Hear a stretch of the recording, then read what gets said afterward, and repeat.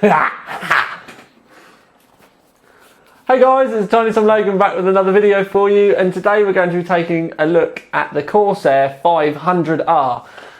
So all of those of you that have been messaging me and making comments, and literally since even before I reviewed the 400R, you've been continuously going on about this.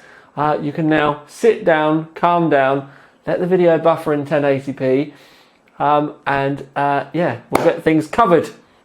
So you'd be amazed how similar the 400 and 500 are, really, to the point where like even the side panels can be changed pretty much.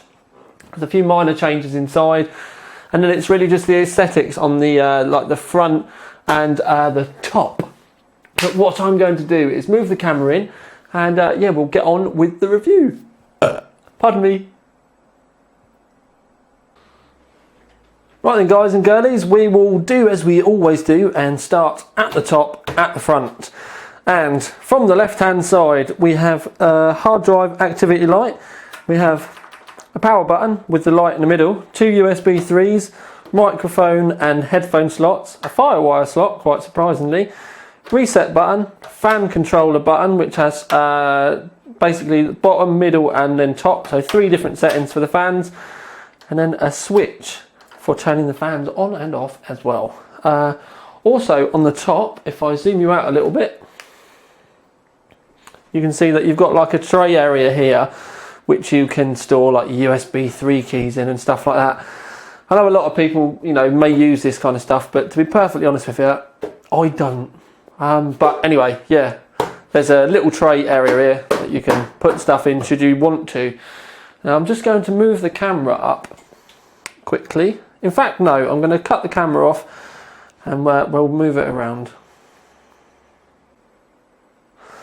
Right then peeps, you can see that you've got a kind of long mesh panel on the roof, and it's pretty much the same as the other Corsair tops. You push the front end and there's like a click release.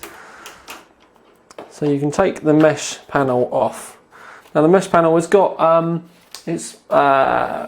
metal mesh on the top, and then it's also got a plastic mesh inside as well, which would be quite restrictive if you were trying to exhaust out of it, but if you were mad enough to set the top as an intake, it would help against dust filtering.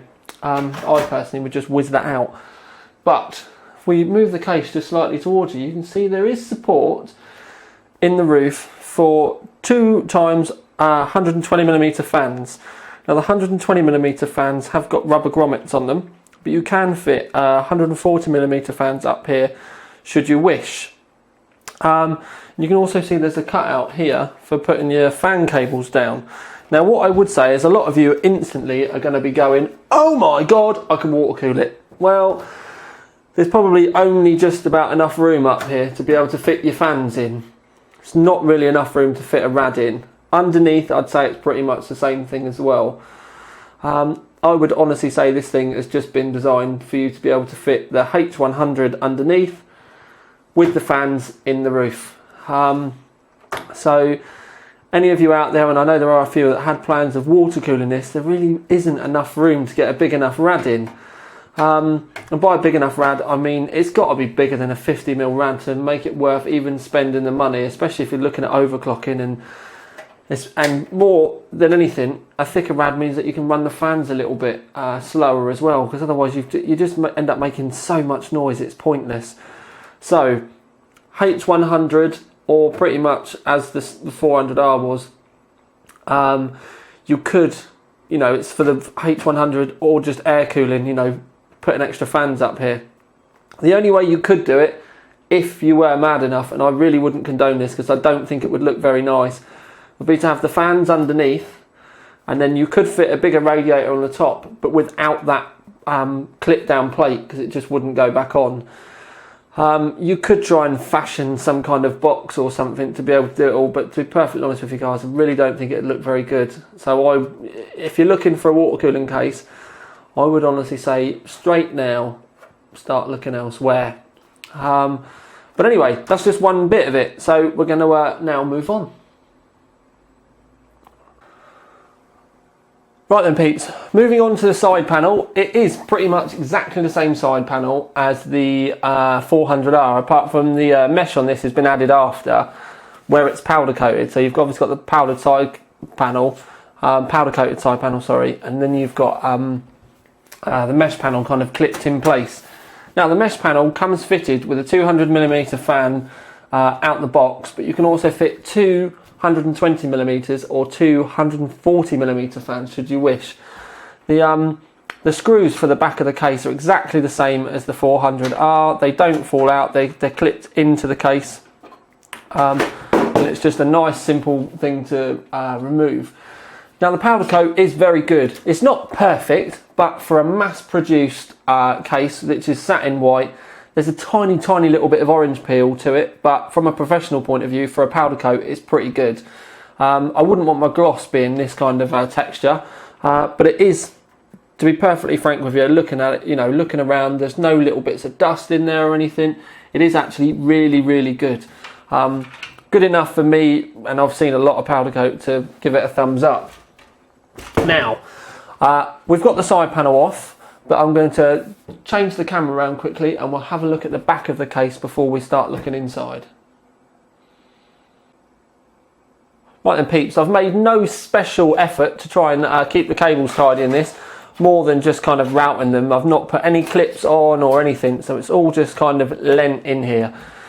You can see round this area of the board, pretty much exactly the same as the 400R, like the tray sits slightly back, but then you've got a recessed area around the outside where the cables can go, so you've got quite a deep recess around this area, but you've got just about enough room to be able to fit your 8-pin power up the back of the board and a couple of fan cables and still easily be able to get the door on, thanks to the indentation down the side of the case. But all your bulk of your cables that come out your power supply pretty much just come up this area of the board anyway, so like I said, it's just the same as the 400R. And it works really well. There are some clips down this side where you can put your zip ties through and clip stuff into place. That's not a problem.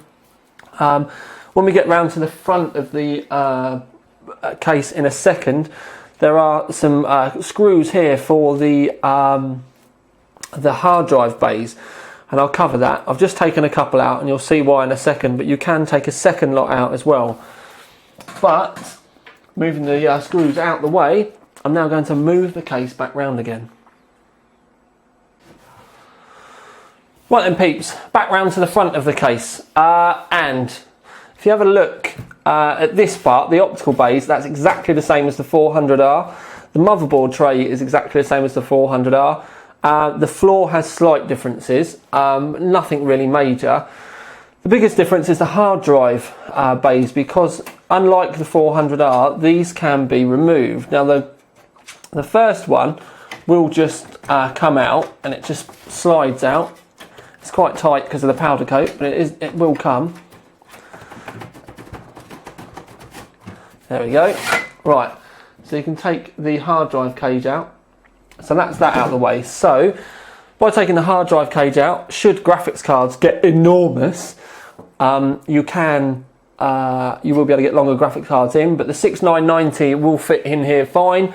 This is the 590. As you can see, you've got at least another 40mm of room down the side there. It's absolutely loads of room. The only reason why I can see that you'd want to take this hard drive cage out is so that you get a clean flow of air from the top front intake fan. Now, the bottom one can still be removed should you want to do it. It's just a couple of screws at the bottom, the 2 screws at the back, and it just lifts out completely.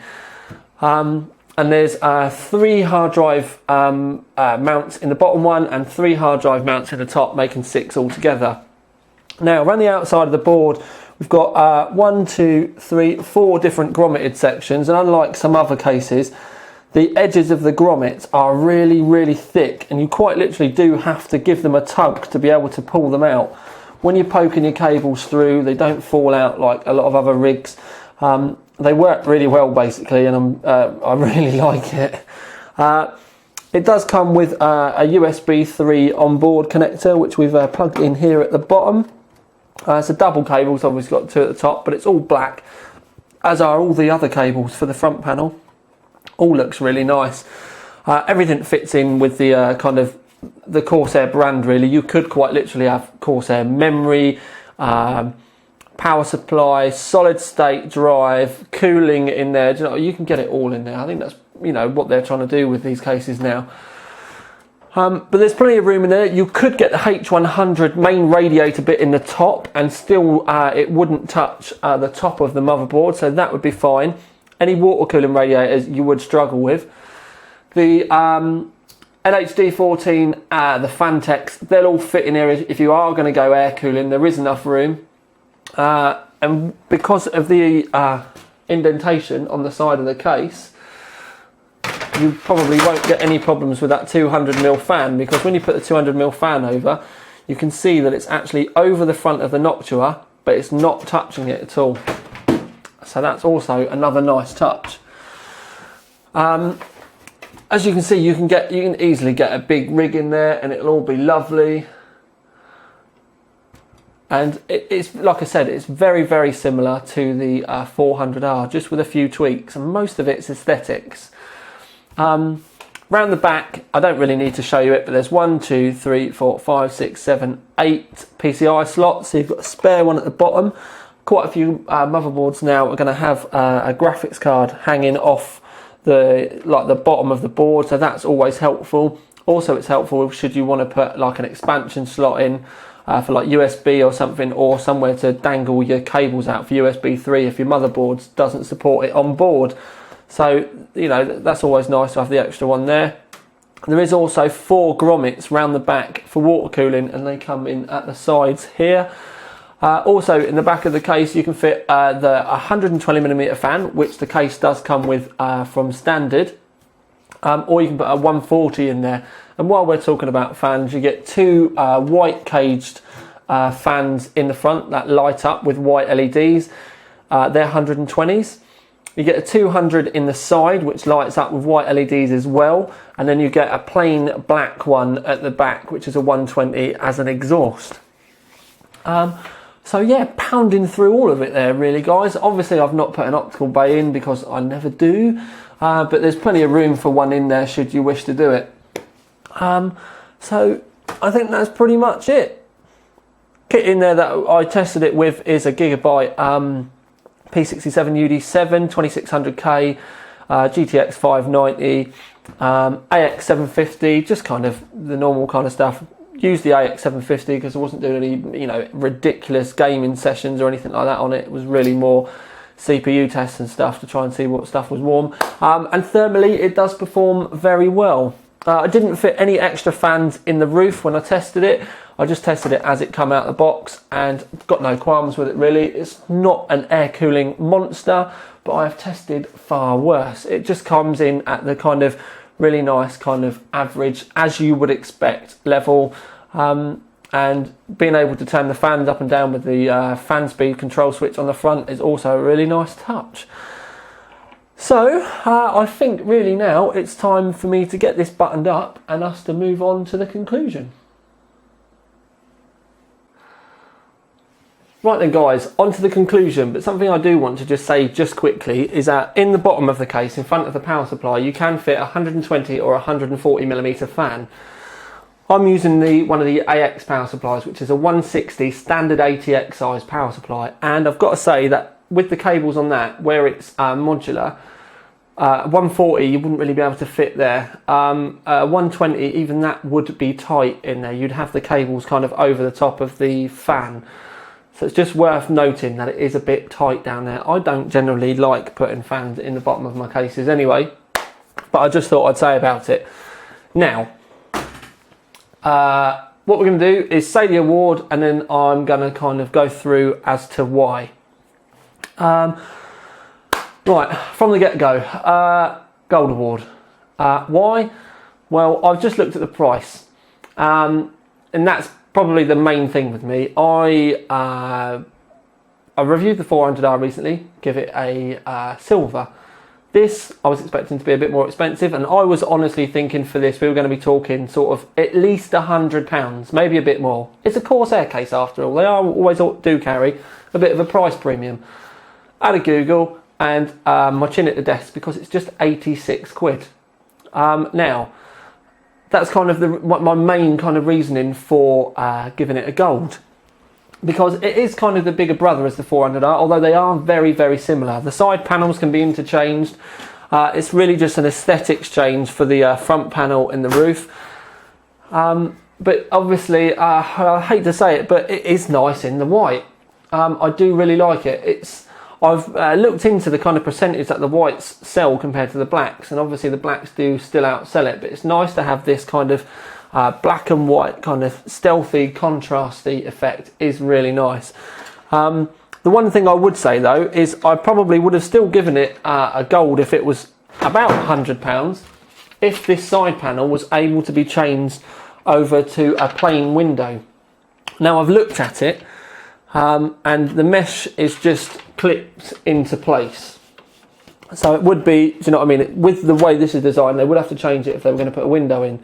I still think it's a big shame now, and I think it's something that Corsair have really missed on this case, because to be able to just whip this mesh out and fit a window panel would be epic. And that's why I say even if it had cost a bit more, I probably still would have given it gold if it had the window. It would be nice if they brought out a different panel for this, so you could buy an aftermarket panel. But for those modders of you out there, should you wish to do it, the best thing that I can say is buy yourself some foam tape. It's double-sided foam tape. Get the narrow stuff. You can get some white narrow stuff on eBay. Take the mesh out, Dremel round the outside and just take the lip off where the mesh clips in. Then with 2 or 3 bits of the mesh tape laid on top of each other, then put your acrylic on, which you'll obviously have to cut to size so it fits in the recess. If you then push it on, because the foam will sit out proud, you should then be able to push it on enough that it will then touch just the outside ridge of the case. So technically you could end up making it look like a stock fitment. Obviously you'll lose the side panel fan, but a lot of us prefer the like a window version anyway. So with a steady hand, you may need to get some enamel paint to be able to touch the edges up that you've cut off afterwards, but with a steady hand, a little bit of sanding afterwards, obviously making sure that you don't go round to the edge that you'll be able to see.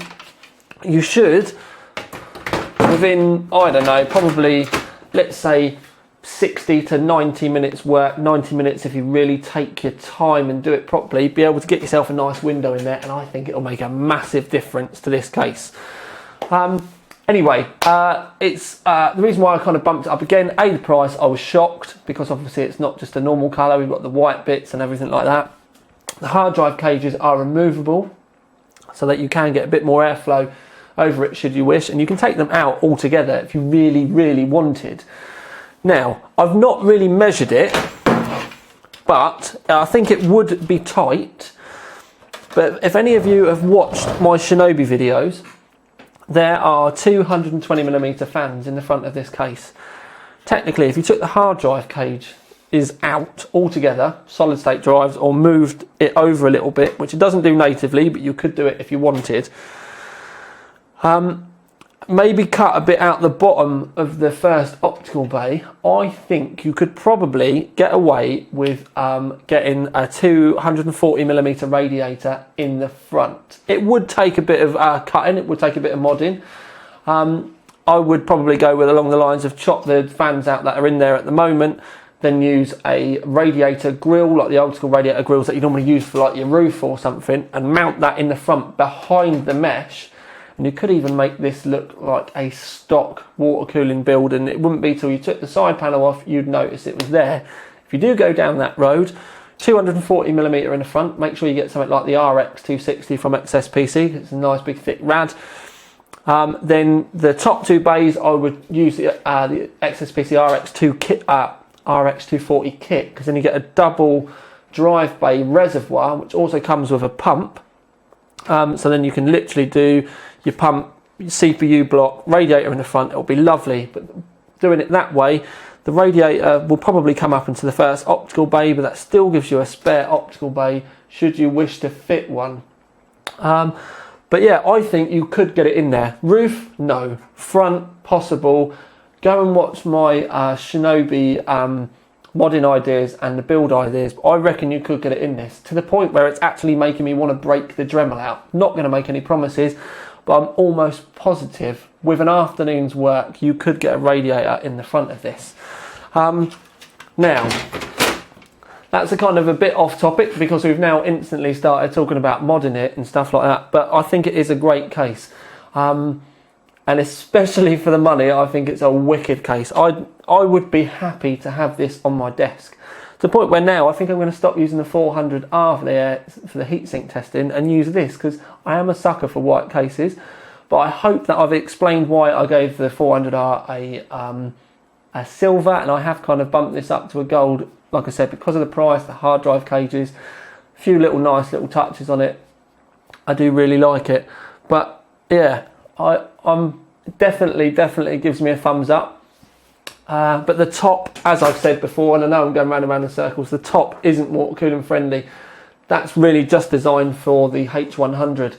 But for those of you out there that do want to kind of dabble and maybe use this for something a little bit more unique, I would go with the front. I certainly wouldn't start adding radiators in the back and in the floor and stuff like that. I don't like those silly 100mm radiators and stuff like that, so bin that off. It's really just a CPU loop case in my eyes anyway.